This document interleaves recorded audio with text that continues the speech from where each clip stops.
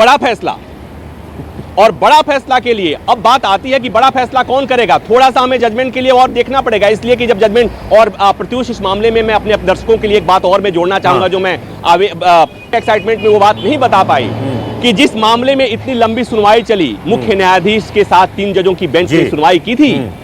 आज जब फैसला पढ़ा गया तो जस्टिस रंजन गोगोई छुट्टी पर हैं, आज वो कोर्ट नहीं आए हैं, उनके 2 साथी जजों ने की बेंच ने फैसला सुनाया है।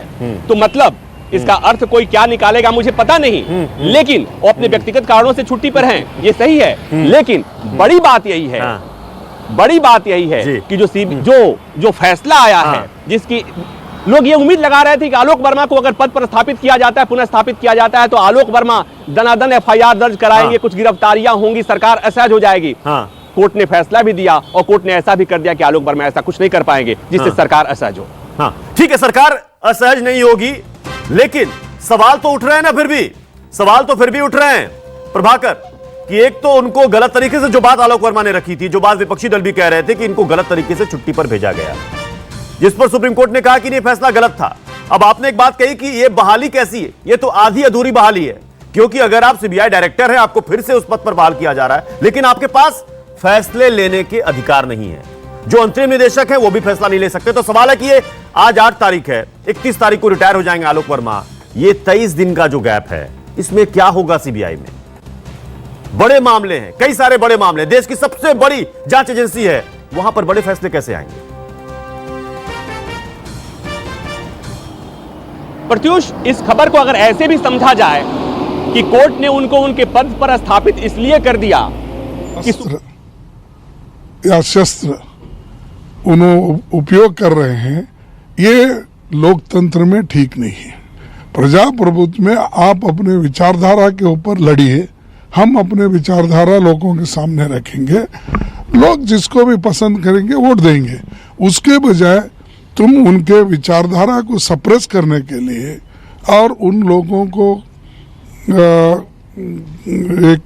उनको लोगों पर दबाव डालने के लिए आज अगर इनकम टैक्स का, ईडी का, विजिलेंस का, सीबीआई का इस्तेमाल करते गए तो कल देश में ऐसा ही होगा।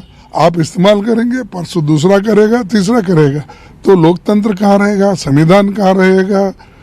और लोगों को तो ऐसा महसूस होगा, एक डर का वातावरण और तानाशाही का सरकार है। सुप्रीम कोर्ट के जजमेंट के बाद आज साफ और पॉलिटिकल टूल की तरह इस्तेमाल करने का आप लोगों का आरोप है। नहीं, उसके केस के बारे में नहीं बोल सकता, क्योंकि केस किस ढंग से आएगा, क्या निर्णय आएगा, ये तो और बात है। लेकिन खुल्लम खुल्ला तो हर इश्यूज में वो यूज कर रहे हैं, उसके ऊपर है। एक व्यक्ति दूसरे व्यक्ति के ऊपर वो आरोप कर रहा है, उसके लिए हम वो जजमेंट का इंतजार नहीं कर रहे हैं। हमारा तो एलिगेशन ये है कि बीजेपी सरकार अपने एजेंसीज का, खास करके जो ऑटोनोमस बॉडीज है, उनको लेकर दुरुपयोग कर रही है, लोगों को डरा रही, धमका रही है।